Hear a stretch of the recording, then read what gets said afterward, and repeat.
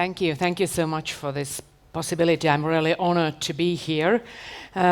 For the introductory notes, let me first tell you that Estonia, being the leading digital nation in the world, we hope that the next step, the next AI leap, we would be the leading AI country for the free people. That makes a very distinct difference. We are not aiming anymore to be the world leading digital country. There are countries who can use technology and do everything in a much more effective way. Let's think just about China.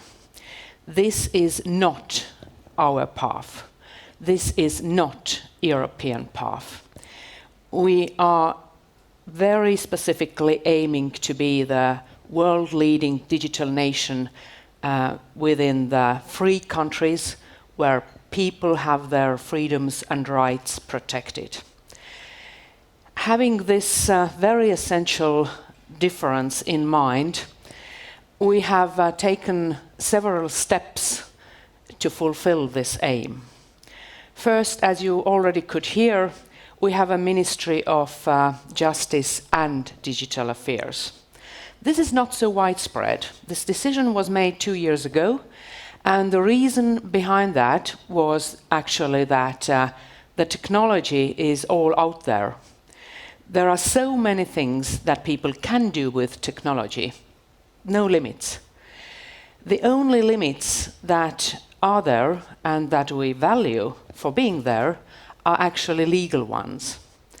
So what we need actually is not only digitalization, but we also need innovation in the legal area to put these two things together to offer much better, much more effective, but still very much grounded on human rights, protection of our liberties, social order.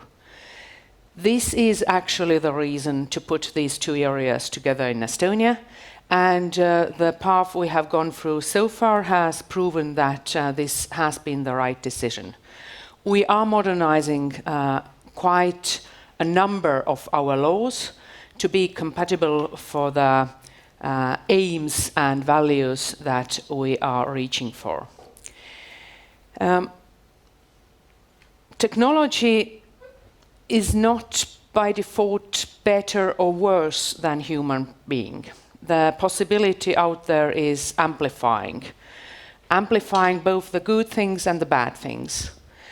Of course, our aim is to amplify the good things and to stop amplifying the bad things. It was actually 15 years ago, just a remark, I have 5 kids, when Selver store in Estonia started first with self-service opportunities at grocery stores. And when I entered the store with my small kids and put all these 12 liters of milk and 5 breads and etc. to the carriage, they said that automatic control is only just for the case that something is suspicious or something is wrong, or it might be also random control. And I was in the random control. I waited all this period for the store to check everything. Everything was right. I went to the store next time, again all my groceries, and again this random control. I said, why? Nothing was wrong last time? No, this is just a random control. Third time, I went to the store, again, random control. I said, look, you must have something wrong with your algorithms. No, we have just random controls. I said that if I get a next one, I will actually make an application for the discrimination. And I got the next one. The next time I went to the store, I sent them a letter that you are discriminating me. They first sent me a letter that no, we have just random controls. I asked them to check the algorithms once again, and then they said that, yeah, it might be a problem that you have a slightly different buying pattern than purchasing pattern than our other clients. And I said that, look, we have a rule that because of family obligation, you can't discriminate me, and they changed the algorithm. So this is just one of the examples when nobody thought anything wrong, actually. I can fully understand the logic behind, but we all know what indirect discrimination is.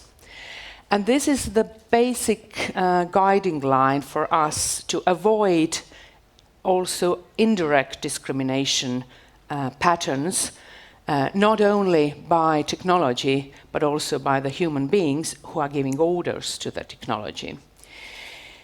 The digital state is based on freedoms and trust.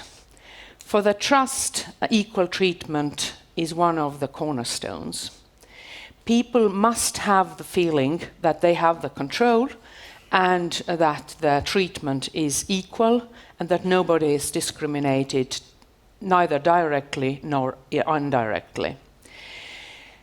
To fulfill this, it's quite easy actually with algorithms, because algorithms we have the control. The more complicated issue is machine learning and the patterns where we actually use the full potential of the AI. In Estonia, the law building tackles also these areas and also the control of the data by the people. So far as we know, we are the only nation having the data control by the people, and now that would also be obligatory. So we have a government agreement and law ongoing on that. That all the databases should be trackable by the people, whether the public official or somebody has looked, or the system has looked on your data, you get a notice. So everybody from Estonia here in the room, if you haven't downloaded the Estonian app and if you haven't checked your data tracker so far, please do it right away.